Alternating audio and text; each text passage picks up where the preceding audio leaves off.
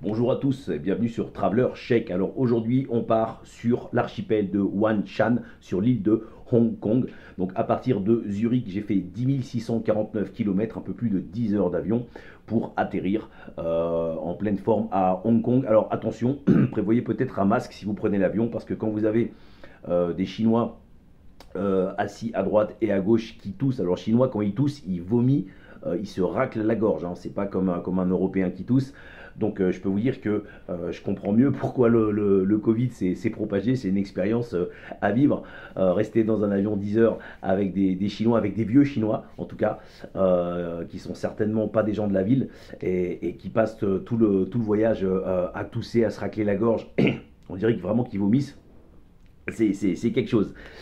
Donc après 10 heures d'avion, j'atterris à Hong Kong et je me dirige directement vers le quartier de Victoria Harbour, qui est le quartier du centre culturel de Hong Kong, que vous pouvez aussi visiter pour apprendre l'histoire de Hong Kong, jusqu'à l'indépendance et la rétrocession de Hong Kong à la Chine en 1997, puisque Hong Kong est une ancienne colonie britannique. Et donc ce quartier de Victoria Harbour est juste extraordinaire. Donc tous les soirs à partir de 18 h vous avez des spectacles en lumière directement sur la mer de Chine, où vous voyez le quai d'en face de Central avec ce grand building de Central. Ce building, c'est un quartier d'affaires, l'équivalent de Wall Street, qui s'illumine. C'est extrêmement coloré, du rouge, du jaune, du orange, du bleu. Vous avez des écrans géants partout, c'est extraordinaire. Prenez un petit bateau sur le quai de Victoria Harbour et faites un tour en bateau, ça coûte pas très cher. Et là vous pourrez vraiment apprécier toute la baie. Nous on est allé jusque l'autre côté, donc jusqu'à Central, qui est aussi très animé le soir, hein, parce que les Hongkongais sortent le soir, hein. Vraiment c'est des gens, c'est des noctambules, les Hongkongais, c'est des gens qui aiment s'amuser. Et donc tout ce quartier-là de Victoria Harbour et du centre culturel de Hong Kong, le soir, est bourré à craquer. En plus là c'est la période d'Halloween, donc on est fin octobre, début novembre. Les enfants se déguisent, demandent des bonbons. Les gens sont déguisés aussi en kawaii, vous savez, donc en panda, en Pikachu, en sorcière. Enfin c'est vraiment très sympa, c'est vraiment une ambiance bonne enfant. Donc voilà, Victoria Harbour, ce que je vous ai mis en début de vidéo, c'est le quartier de Victoria Harbour. Un autre quartier que j'adore aussi, qui est de l'autre côté, donc quartier un peu plus populaire de l'autre côté de Central, en face, ça s'appelle Mong Kok. Alors le quartier de Mong Kok, c'est également un quartier très animé, c'est un quartier beaucoup plus populaire, hein. C'est un quartier plus jeune. Vous avez des karaokés la nuit qui sont improvisés en pleine rue. Vous avez des spectacles de rue, des danseurs hip-hop, vous avez des artistes de rue. C'est très sympa, c'est très jeune. Vous avez des commerces partout, tout est illuminé. Vous pouvez manger dans des restaurants pour 8 euros, 10 euros, vous mangez très bien, hein. Hong Kong, la nourriture, ça coûte pas cher. Ce qui coûte cher à Hong Kong, c'est le logement. La vie n'est pas, enfin la nourriture, les sorties, c'est pas si cher que ça. Donc ce quartier de Mong Kok aussi, c'est vraiment un quartier à visiter. Vous pouvez voir aussi tous ces chantiers avec ces échafaudages en bambou traditionnels, c'est très impressionnant et c'est vraiment très sympa à regarder. Le lendemain, je suis parti sur l'île d'à côté, l'île de Lanto, pour aller voir ce qu'on appelle le Big Buddha. Donc en fait, c'est un vieux temple qui date du 19e siècle. Et il y a 20 ans, 30 ans, on a rajouté ce Big Buddha en bronze tout en haut de la montagne, en haut de la vallée. Vous avez 260 marches à monter à pied pour atteindre ce Bouddha. C'est juste extraordinaire, c'est magnifique. Ensuite, en ressortant du Bouddha, vous pouvez aller prier, aller regarder les gens prier et brûler de l'encens directement dans le temple. J'ai adoré l'île de Lanto, le Big Buddha. Et le voyage aussi, c'est quelque chose d'assez folklore. Je suis parti d'un bus directement de Hong Kong et on a remonté toute la montagne, ça prend environ 40-45 minutes jusqu'à arriver jusqu'au Bouddha. Les routes sont très escarpées, mais le paysage est magnifique sur la mer de Chine avec ses montagnes, avec la canopée. C'est vraiment fabuleux, j'ai adoré. Le soir, ensuite, j'ai un petit peu changé de quartier. Je suis allé dans le quartier de Times Square. Alors, je voulais vraiment visiter ce quartier de Times Square parce que moi, j'adore New York et j'adore le quartier de Times Square à New York. Donc, on m'a dit que on l'appelait ce quartier Times Square. Donc, je me suis empressé d'aller à Times Square. Et là, effectivement, c'est que des restaurants, c'est que des commerces pour faire du shopping. Vous avez bien sûr toutes les boutiques de luxe hein, françaises, Dior, Vuitton, Chanel. Ici, les gens sont très francophiles. Pour eux, c'est vraiment le pays du bon goût et de la haute couture. Et donc, il faut savoir que les Hongkongais sont des fashion victimes, comme tous les Asiatiques de manière générale, mais surtout les Hongkongais, ils ont tous leur petite Rolex, leur petite Breitling, leur petite Vacheron Constantin, et puis ils sont habillés de la tête aux pieds, ils sont griffés, Dior, Louboutin, etc. Voilà, c'est vraiment des fashion victimes et ils sont fans de la mode et de la mode française en particulier. Donc quand vous êtes français et que vous venez à Hong Kong, vous êtes toujours très très bien accueillis. Pour les fans de plage, ben vous n'êtes pas en reste. Vous pouvez aller sur la plage de Repulse Bay, qui pour moi est une des plus belles plages de Hong Kong. Vous pouvez y faire du jet ski, vous pouvez vous y baigner. Vous avez un sable jaune, blanc, c'est magnifique. Et vous baignez dans cette mer de Chine avec au loin tous ces ponts. Faut voir les ponts qui sont construits ici en Chine, à Hong Kong, entre les îles sur l'archipel. Vous avez des ponts parfois qui font plusieurs kilomètres, j'ai jamais vu ça.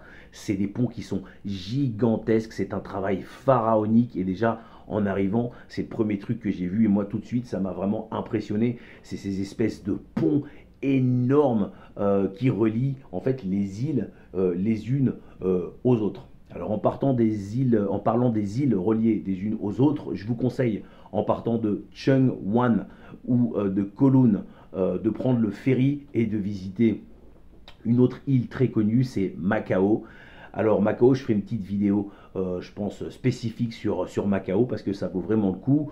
En gros, bah, c'est une ancienne colonie portugaise, donc avec le centre historique de Macao. On se croirait à Lisbonne, c'est incroyable. On dirait une ville européenne comme ça au sein de la Chine.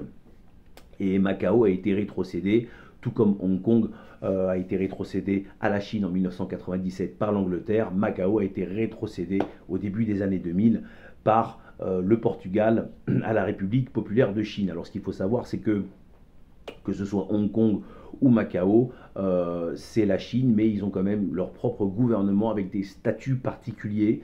C'est comme m'expliquait mon chauffeur. Par exemple, si vous perdez votre travail à Hong Kong, eh bien, on ne vous laisse pas dans la mouise. Vous avez des allocations, l'équivalent des allocations chômage. Voilà, le gouvernement aide beaucoup les gens et ne les laisse pas dans la misère. Donc à Hong Kong, vous n'avez pas dans la rue de misérables, ça n'existe pas, vous n'avez pas de gens à la rue, vous n'avez pas de drogués, vous n'avez pas de gens en état d'ébriété dans les rues non plus. On voit quasiment pas la police, il n'y a pas de délinquance, il n'y a pas de criminalité ici, c'est ultra safe, les femmes peuvent sortir toutes seules sans aucun problème, jusqu'à 2-3 heures du matin, les gens sortent la nuit. Les Hongkongais sont des noctambules, hein, ce sont des fêtards, donc c'est des gens qui sortent énormément, ça il faut le savoir. Donc si vous aimez la fête, si vous aimez l'ambiance, appréciez surtout Hong Kong le soir, un petit peu comme Dubaï, c'est vraiment des villes qui se vivent la nuit et qui vraiment prennent vraiment toute leur ampleur la nuit. C'est des quartiers qui sont splendides avec toutes ces couleurs. Les Hongkongais adorent les couleurs. Vous avez aussi tous ces petits marchés avec le marché nocturne de Mongkok qui sont fantastiques. Vous pouvez acheter de l'encens, vous pouvez acheter des petits lampions. C'est vraiment super super mignon.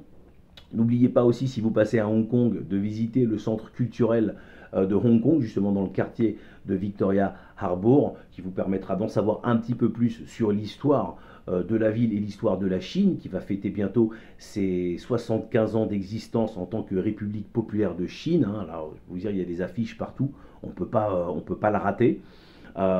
Donc très très bonne expérience. Je recommande vivement d'aller à Hong Kong. Alors, les points positifs de Hong Kong, c'est que c'est super safe. C'est très dynamique économiquement, hein. Ça bouge beaucoup, les commerces sont ouverts tout le temps, vous avez des commerces qui sont 24/24, vous pouvez faire votre shopping jusqu'à 22h, 23h, même minuit sans problème dans la ville. C'est extrêmement festive, vous avez cette ambiance kawaii qui vient aussi du Japon, qui influence beaucoup les jeunes ici. Vous montez dans le taxi, vous avez des peluches de Pikachu, des peluches de Panda, de Spider-Man en Alien. Enfin, c'est un monde vraiment de cartoon et vraiment de dessins animés japonais, chinois. Enfin, c'est vraiment très très sympa cet univers-là. Les Hongkongais sont des grands enfants et gardent leur monde un petit peu de cet univers de l'enfance. Très présent vraiment partout dans les commerces. Vous avez les grands malls énormes aussi, un petit peu comme dans le Moyen-Orient. Les Chinois adorent ça, surtout quand il fait chaud ici. Le climat est quand même très lourd, très chaud. Au mois de novembre, ça commence à être un peu plus sec, mais le reste de l'année, c'est un climat vraiment subtropical. Donc les gens ont besoin de climatisation et ils vont dans les centres commerciaux tout simplement pour se rafraîchir en famille et faire un peu de shopping. Le côté négatif, bah, c'est qu'il y en a un seul, ce sera vraiment le décalage horaire. C'est-à-dire quand vous venez ici, il y a 6 heures de décalage évidemment avec l'Europe, donc vous mettez un petit peu de temps pour récupérer. Le voyage est très très long. Et puis c'est vrai au niveau du budget, alors la bouffe, la nourriture, coûte vraiment pas cher ici. Pour 20-30 euros par jour, on peut tout à fait bien manger sans problème.